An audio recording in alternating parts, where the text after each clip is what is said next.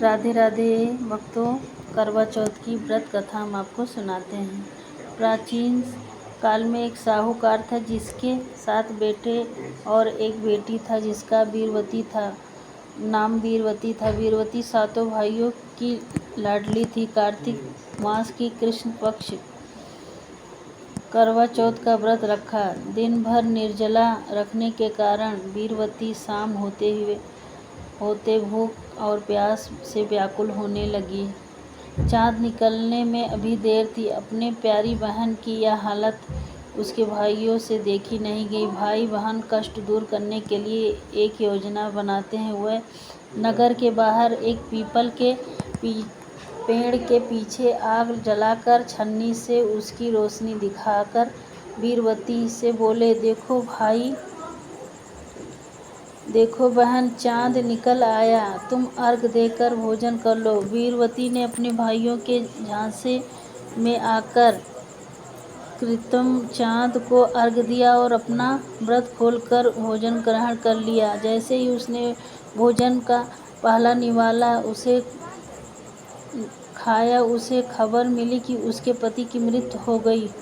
यह सुनकर वीरवती बिलख बिलख कर रोने लगी। उसकी भाभी ने बताया कि तुमने व्रत का नियम तोड़कर छल के चाँद को अर्घ दिया था, इसलिए तुम्हारे पति का ऐसा हालत हुआ। वीरवती ने यह सुना तो वह रोती हुई अपने पति के शव को लेकर उसके पास चली गई। वह पूरे 1 साल तक अपने पति के शव के पास बैठी रही, उनकी देखभाल करती रही। वह उनके शरीर पर उगने वाली सुईनुमा घास को इकट्ठा करती रही। ठीक 1 साल बाद जब अगली करवा चौथ आई तो वीरवती ने फिर से विधान से व्रत रखा। इस दिन वह अपने पति के शव के पास बैठी रही। तभी वह इंद्राणी, इंद्र की पत्नी, आई। वीरवती ने इंद्राणी के पैर पकड़ लिए और अपने पति को जीवित रखने की प्रार्थना करने लगी। इंद्राणी ने वीरवती को आशीर्वाद दिया और कहा कि तुम सच्ची सती हो। तुम्हारे व्रत के प्रभाव से तुम्हारे पति अवश्य जीवित होंगे। उन्होंने वीरवती को कुछ विशेष उपाय बताए। वीरवती ने इंद्राणी के कहे अनुसार उनके शरीर पर उगने वाली सुईनुमा घास को लेकर अपने पति के शव पर घास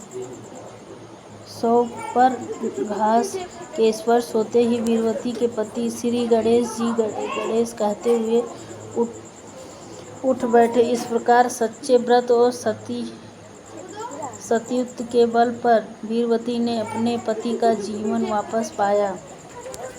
हे श्री गणेश और माँ गौरी, जिस प्रकार वीरवती का अखंड सौभाग्य का वरदान मिला, उसी प्रकार सब सुहागिनों को मिले। यह कथा सुनते समय भक्तगण बीच बीच में जय गणेश, जय माता दी, जय करवा माता बोलते रहना चाहिए। भक्तों, जय श्री गणेश, जय श्री गणेश। राधे राधे।